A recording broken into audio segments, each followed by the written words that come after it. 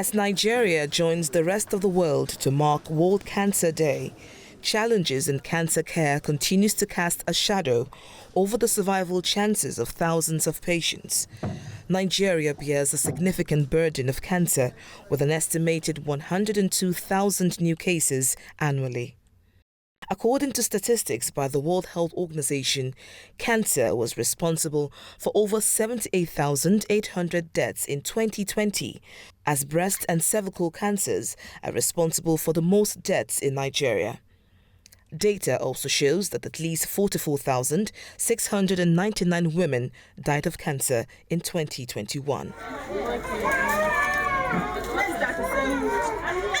The country also faces a severe shortage of specialists, a high cost of treatment, late-stage presentation of cases, amongst other challenges, factors that have made cancer one of the deadliest diseases in Nigeria. The economic barriers to cancer treatment remain steep, with some therapies running into millions of naira. A case in point is Elizabeth Eje, a cancer survivor who was diagnosed with stage 2 breast cancer. When I started my radiotherapy, I think I did like 12 sections of the cycle of the radiotherapy, and then the machine broke down and I have to wait for another 2 to 3 weeks, for me to continue with the treatment. So the delay was, I know of few of my friends that the delay, we lost some of cancer patients.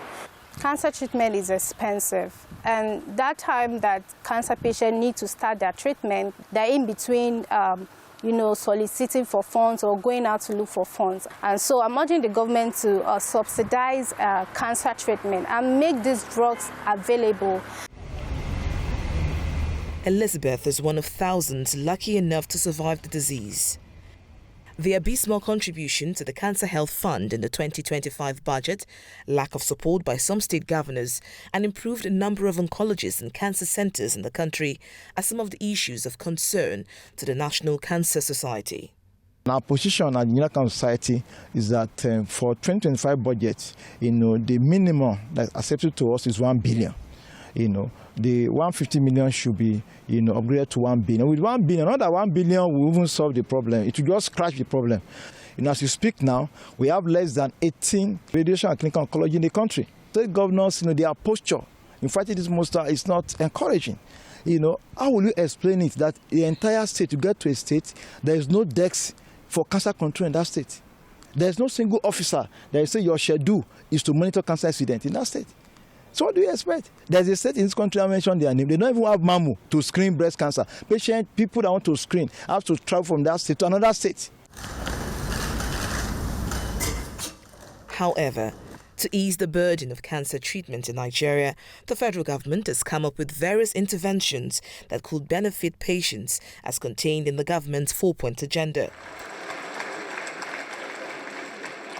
The federal government in the 2024 budget earmarked 200 million naira for indigent cancer patients' treatment through the Cancer Health Fund, a demonstration of its commitment to reducing the cancer burden. However, in the 2025 budget, the sum of 150 million was appropriated, an amount rejected by the National Cancer Society. In the past 4 years, 1.3 billion has been contributed to the Cancer Health Fund. The government is also mobilizing funds through a sector-wide approach and involving private sector participation.